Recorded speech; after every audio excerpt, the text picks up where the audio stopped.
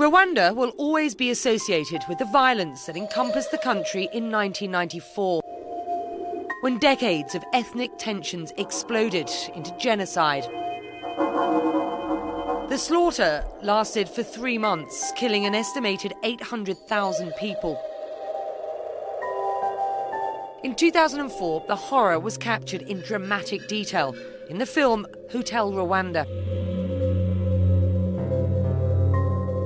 Actor Don Cheadle won an Oscar nomination for his portrayal of real-life hero Paul Rusesabagina, who at the time managed one of Kigali's most elite hotels.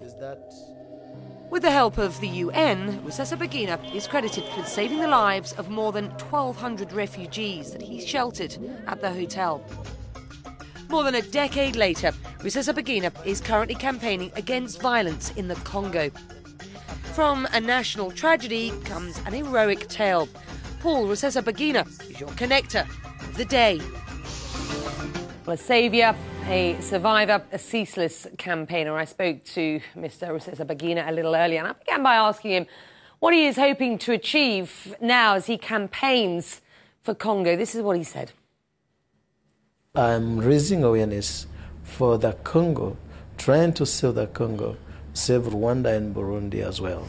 I've got lots and lots of viewer questions for you today. Katie has written in. She says, Paul, was there ever a point during the genocide that you thought you wouldn't make it out?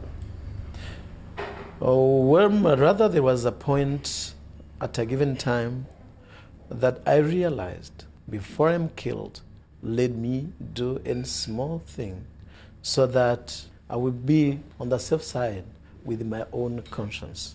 So I kept on going like that until the end. RCM has written in and says, just how close was the movie to the real thing? The real life was much more violent than what people see on the screen. And you can never make a movie about a genocide and expect people to come and watch it from the beginning to the end. It is more or less impossible. Herp has written to us and he says, if you believe the genocide could repeat itself at any time in the future, how do you think it can be prevented from happening? Effectively, what does the world need to do next? There was a lack of sincere and honest dialogue. What do we need today is what my foundation has been advocating for. My message is very simple and clear.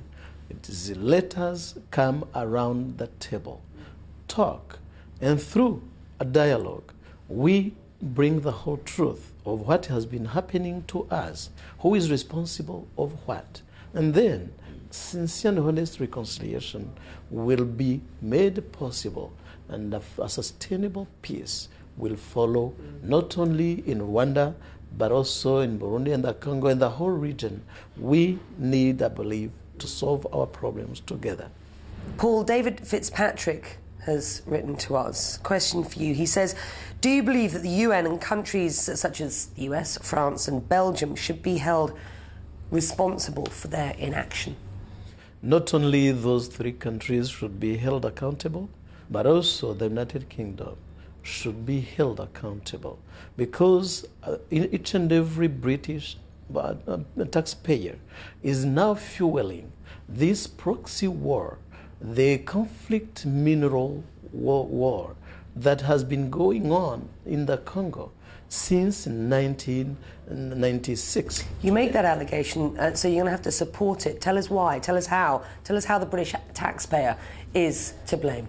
Well, the United Kingdom is a donor number 1 to the Rwandan government. Then this Rwandan government is taking many people to prisons by the main door and through the back door under military supervision, taking these people to work in mines for warlords in the Congo.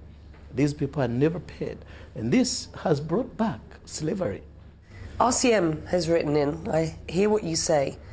He or she says, why do you stay away from politics in Rwanda?